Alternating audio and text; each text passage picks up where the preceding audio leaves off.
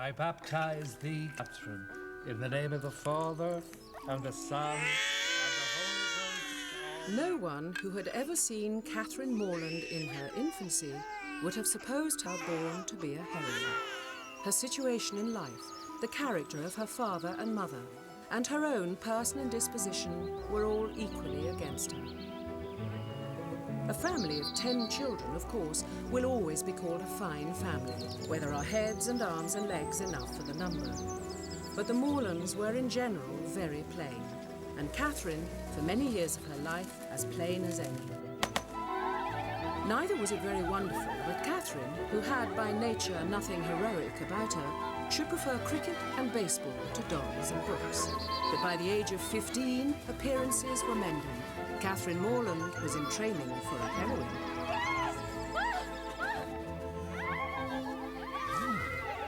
Look, Aunt Catherine has turned out rather well. Come on, Catherine, let's carry on. No, later. She's quite a good-looking girl. But she's almost pretty today. And she's grown very fond of reading of late. I wonder if it can be good for her, my dear, to read quite so many novels. Oh, why ever not? Now, what could be a more innocent or harmless pastime for a young girl than reading?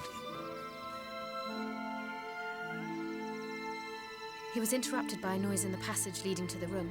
It approached. The door was unlocked. A man entered, forcibly dragging behind him a beautiful girl, her features bathed in tears and suffering the utmost distress. Take her! Don't lay her where I shall never see her more.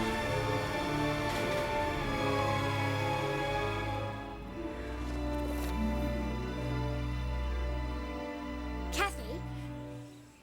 What are you doing? Nothing. What do you want, anyway? Mr. and Mrs. Allen are here. Mother says you have to come straight away.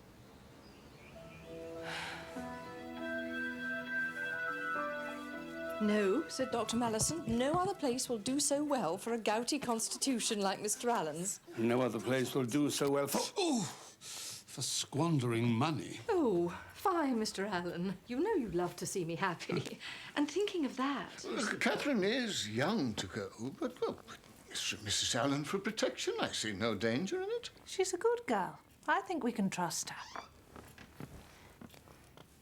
Why, Catherine, how you've grown. Quite the young lady, isn't she, Mr. Allen? Mr. and Mrs. Allen come with an invitation, Catherine. We would like you to accompany us to Bath for a time. For when a young lady is to be a heroine, something must and will happen to throw adventure in her way.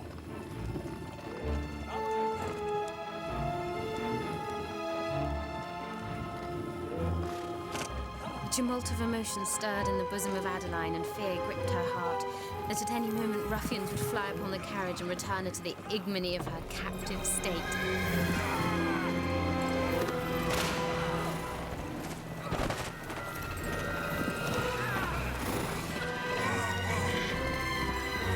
Thank God, Mrs. Allen.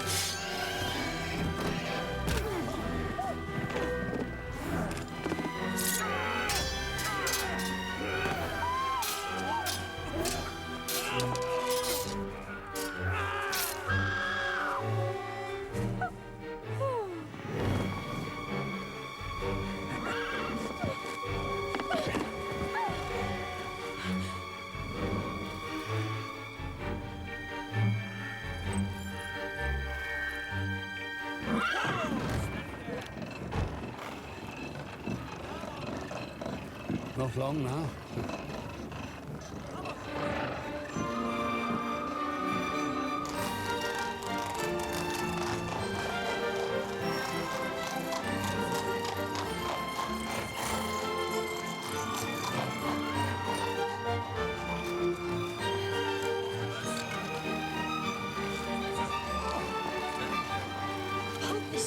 Is not quite the smartest address, but for myself, I love to be at the centre of things. So do I. There's a little peach that's ripe for plucking.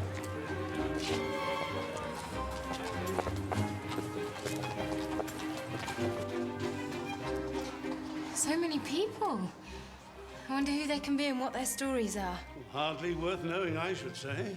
If they choose to roam the streets, and they could be sitting at home by a good fire. Oh, Mr. Allen is so droll.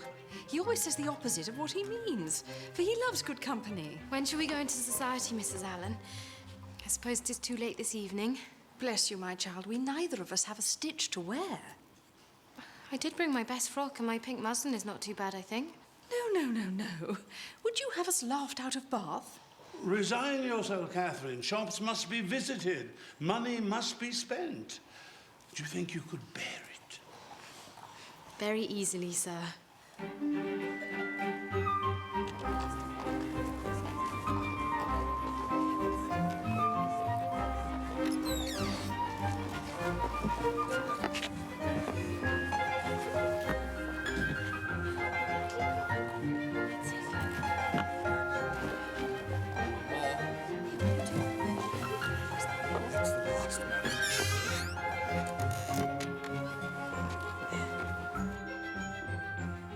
There.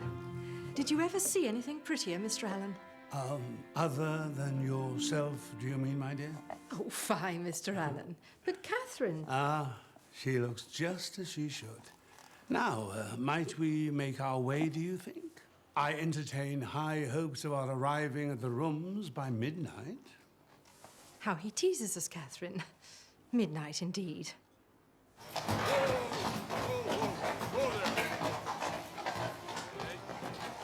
Sir, this way. I think you go now, sir. This way, ladies.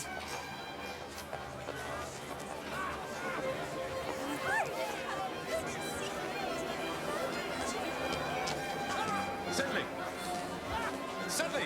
There you are. Is there anyone here? Well, not a soul, John. There's no one here at all. What did he mean? If I might, just... Thank you. Excuse me. Card room, I think. Mr. Allen! See you later, my love. Come this way, Catherine. Pardon me, miss.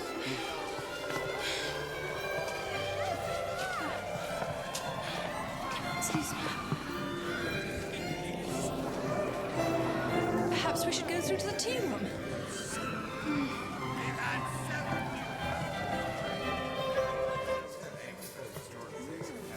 Quick, there are two places.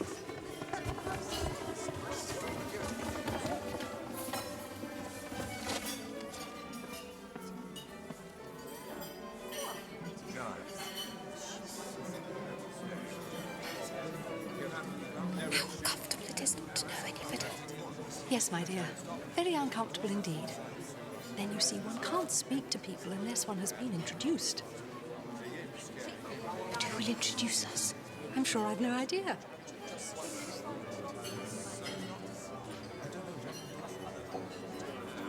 Had we not better go away? There are no tea things for us, and I think we are unwelcome here. Yes, it's most disagreeable. I wish we had a large acquaintance here. I wish we had any.